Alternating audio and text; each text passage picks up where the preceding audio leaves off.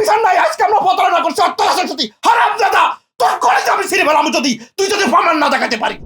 আওয়ামী লীগ সরকার আমলে আওয়ামী লীগের কোনো লোক অপহরণ নাই। হ্যাঁ, এখানে একটা জিনিস, আমাদের এখানে অনেক ছবি বিকৃত করে এডিট করে অনেক ছবি বানানো হয়েছে, অনেক ছবি বানানো হয়েছে। আরেকটা জিনিস হলো যে আমরা যখন অপহরণের পরে বিভিন্ন জায়গায় বিচারের জন্য গেছি, বিভিন্ন জায়গায় যখন বিচারের জন্য গেছি, বিভিন্ন সময় হয়তো এই বিচারের জায়গাতে যখন আপনার কাছে আমি গেলাম, একটা ছবি দিলে চিঠি দিলাম যে ভাই আমি বিচার চাই, হয়তো সেই টাইমে হয়তো আমরা ডকুমেন্টস হিসাবে আজকে আমরা কথা বলতেছি যে আমরা তখন বিচারের জন্য যাই নাই কোথায়, সেই ডকুমেন্টস হিসাবে এই অনেকগুলো আমরা জিনিস আমরা নিজেরা রেখে দিছি যে আপনি বলবেন স্বরাষ্ট্রমন্ত্রী আপনার কাছে যাই নাই, সাবেক প্রধানমন্ত্রী আপনার কাছে যাই নাই, অনেক ডকুমেন্টস আমরা রেখে দিছি যে হ্যাঁ আপনাদের কাছে আমরা গেছি বিচারের জন্য, এই যে ডকুমেন্টস। এখন এই ডকুমেন্টসের দুইটা জিনিস, একটা হলো যে আপনি বিচারের জন্য যাবা, আরেকটা জিনিস হলো যে যারা ফায়দা লুটবে তারা আপনাকে বানাবে যে এই আওয়ামী লীগের দোষ ছিল, আওয়ামী লীগ করতো। আপনি যারা তাদের বিচারকে সেভ করার জন্য আওয়ামী লীগ বানাবে, আর আওয়ামী লীগের সময় বলছে যে এরা রাজাকার আর বিএনপির পরিবার, আওয়ামী লীগের সময় বলছে এরা রাজাকার আর বিএনপির পরিবার, আর এখন আমরা যখন বিচারের জন্য পাবো এখন বলতেছে এরা আওয়ামী লীগের পরিবার। আমরা যখন বিচারের জন্য যাচ্ছি এখন তারা আমাদেরকে আওয়ামী লীগের দোষর বলে, আওয়ামী লীগের আরে হারামজাদা, আওয়ামী লীগের দোষর হলে আওয়ামী লীগের সময় অপহরণ হয়, আওয়ামী লীগের সময় 20-25টা মামলা হয়, 4-5 বার জেলে যায়। আপনার এই বাংলাদেশে এক একটা লোক অপহরণের সাথে 40 থেকে 50টা লোক ফর্মা থাকে, সোর্স থাকে, তারপর আপনার লোকেশন ট্র্যাক করে আপনাকে নিয়ে যায়, যেখানে নিয়ে যায় সেখানে তারা আপনাকে মনিটরিং করে, খাওয়া দাওয়া থেকে শুরু করে সবকিছু দেখাশোনা করে।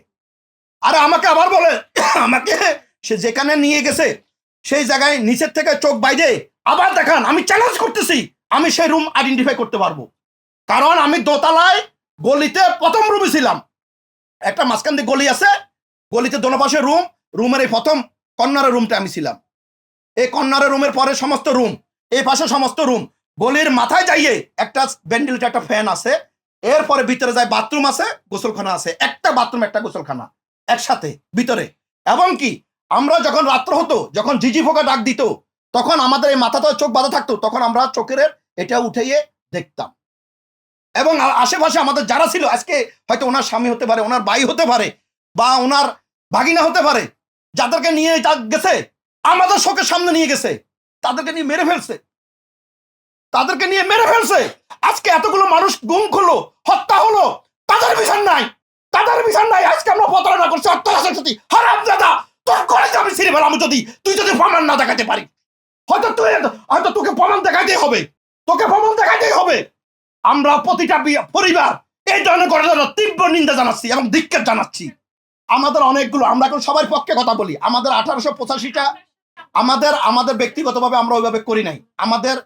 আমাদের এখানে যখন আমরা এক প্ল্যাটফর্মে যাই, আমরা আজকে যারা ভিকটিম, যারা বের হয়ে আসছি, যারা বের হয়ে আসি নাই, আমরা সবাইকে নিয়ে কথা বলি।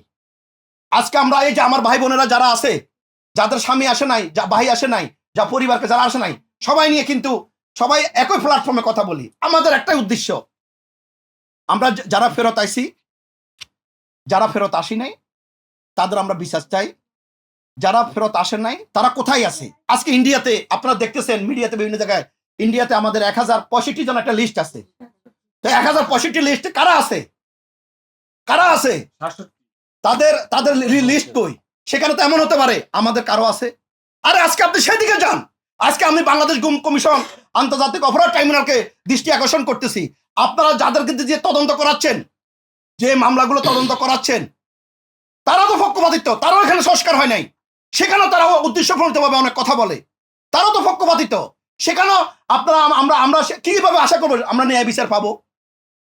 আপনারা সেখানে তো অনেক লোক আছে যারা তদন্ত করতেছেন। আজকে আমরা অনেক বড় জানি, যার গুম কমিশন, আন্তর্জাতিক অপরাধ ট্রাইব্যুনাল আমাদের জন্য করছে ভালো কাজ, কিন্তু সেই জায়গাগুলো মনিটরিং করতেছে যে একজন দারোগা বা একজন ওসি যারা করতেছে, তারা আসলে কিভাবে করতেছে, তাদের যে জবাবদিহিতার জায়গা, যে তাদের যে জবাবদিহিতার জায়গা, তারা আমাদের সাথে একবার দুইবার যোগাযোগ করে, এরপরে আমাদের আসলে টোটাল সামানিগুলো তো যাদের জানতে হবে, জিজ্ঞাসা করতে হবে, তাই না? আপনি 40 বছর আগে, 50 বছর আগে উদ্দেশ্যপ্রণীত ভাবে মানুষকে আনি হত্যা করে ফাঁসি দিছেন।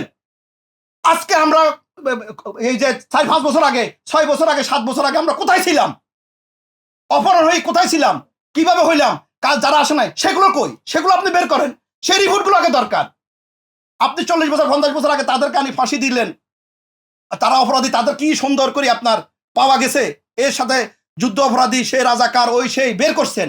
আজকে কই 6-7 বছর আগে আমরা অপহরণ হলাম, 5 বছর আগে হলাম, 8 বছর আগে যারা আমরা অপহরণ হয়েছি, কই সেগুলো বের করেন, সেগুলো দেখান।